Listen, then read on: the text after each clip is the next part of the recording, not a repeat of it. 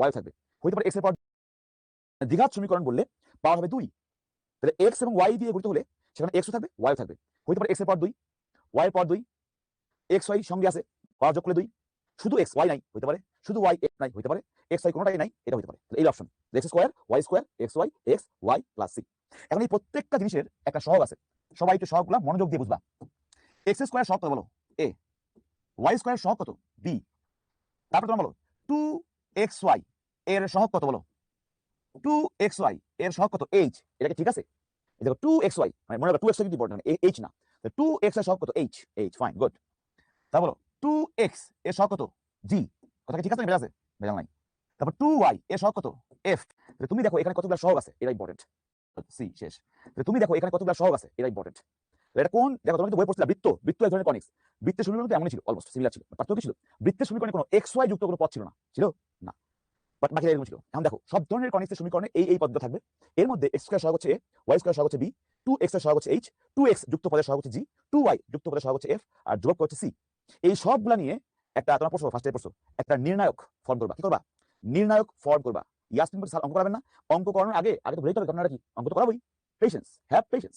পদ নিয়ে একটা নির্ণায়ক ফর্ম করবা। এখন প্রশ্ন হচ্ছে এই নির্ণায়ক তো ফর্ম করতে গেলে আমাকে মুখস্থ করতে হবে এবং কঠিন লাগতেছে। হ্যাঁ, এই নির্ণায়ক সহজ করে দেখো, সবাই আমার দিকে তাকাও, মনোযোগ দিয়ে তাকাও। এই নির্ণায়কের এই কোণা দিয়া প্রিন্সিপাল ডায়াগোনাল দিয়ে লিখবা এবিসি, এ কি বি কি সি কি আগে বলে দিয়েছি, সি ধ্রুবক পদ, এ হচ্ছে এক্স স্কয়ার সহগ আর বি হচ্ছে ওয়াই স্কয়ার সহগ, লিখবা নির্ণায়ক পিরামিড। তাহলে কোণা দিয়ে কি লিখবা এবিসি। এবার সবাই বলো, তোমাদের কি মনে আছে একটা ফ্যান ছিল পাঁচ মিনিট, তার নাম ছিল জিএফসি ফ্যান, পাকিস্তানের বিখ্যাত ফ্যান জিএফসি ফ্যান, মনে আছে? কারণ বাসায় কারো আছে জিএফসি ফ্যান, দেখবো আপনার আসলে জিএফসি ফ্যান কিন্তু খুব ভালো, ওই টেবিল ফ্যান, তারপরে স্ট্যান্ড ফ্যান, জিএফসি ফ্যান।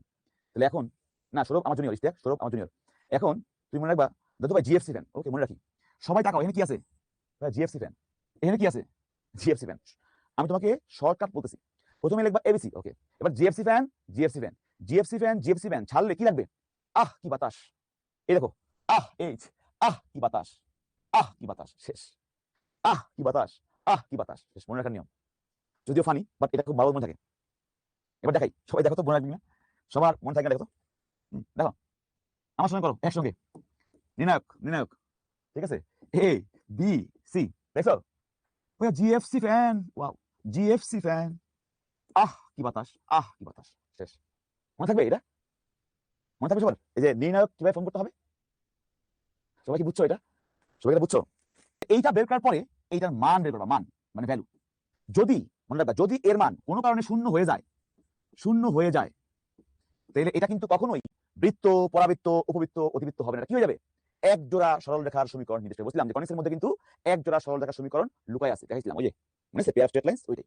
তার মানে যদি এই ডেল এর মান 0 হয়, আমি বুঝে নিব এটা কিসের সমীকরণ, এক জোড়া সরল রেখার সমীকরণ। কি বুঝবা? আমরা জানি সরল রেখার সমীকরণ হয় ax plus by plus c, আর ধরো a1x plus b1y plus c1 equal to 0। এবং এইটা এই দেখো পেয়ার অফ স্ট্রেট মানে কি, প্রথম সরল রেখা সেকেন্ড সরল রেখা গুণ করলে এই সরল রেখার সমীকরণ পাবা। এবং দেখো এই যে x x গুণ কি হবে x স্কয়ার, এই যে y স্কয়ার, তার মানে এক জোড়া সরল রেখার ইকুয়েশনটা কিরকম হয়, গুণ আকারে থাকে। মানে কিভাবে হয়, যদি এই ডেল এর মানটা 0 হয়, ডেল এর মান 0 হলে এটা হবে হচ্ছে পেয়ার অফ স্ট্রেট লাইন। আর যদি ডেল এর মান শূন্য না হয়, প্রথম কথা বলছি শূন্য না হয়, তাইলে এটা বৃত্ত, পরাবৃত্ত, উপবৃত্ত, অতিবৃত্ত হতে পারে। প্রথম কাজ ডেল 0, তার মানে কনিক্সের এই চারটা পার্ট হতে পারে না। কি হবে? পেয়ার অফ স্ট্রেট লাইনস, কনিকের দুটো হেলানো তল। আর যদি ডেল 0 না হয়, তাহলে এই চারটা হতে পারে। এটা প্রশ্ন ক্লিয়ার? সবাই একটু ক্লিয়ার বলো আমাকে। ডেল মানে ক্ষেত্রফল, ডেল মানে হচ্ছে ওই নির্ণায়কের মান, ডেল মানে নির্ণায়কের মান। ক্লিয়ার সবাই? ডেল মানে নির্ণায়কের মান, ওই যে সহগগুলো দিয়ে যে নির্ণায়কটা ফর্ম করেছি তার নাম হচ্ছে ডেল। ডেল 0 হয়ে গেলে এটা পেয়ার অফ স্ট্রেট লাইন, আর ডেল 0 না হলে এটা চারটা হতে পারে। এখন প্রশ্ন কোনটা হবে, কিভাবে বুঝবো? এইটা বোঝার জন্য প্রথম কথা, তোদেরকে এটা মনে আছে ফার্স্টে আমাকে বলা, মনে আছে কিনা? বৃত্তের সমীকরণে কোনো এক্স ওয়াই যুক্ত পদ ছিল? বৃত্তের সমীকরণে কোনো এক্স ওয়াই যুক্ত পদ কি ছিল? বৃত্তের সমীকরণে কোনো এক্স ওয়াই যুক্ত পদ কি ছিল? হয় এইচ মাস্ট বি 0। দেখো বুঝছো কিনা?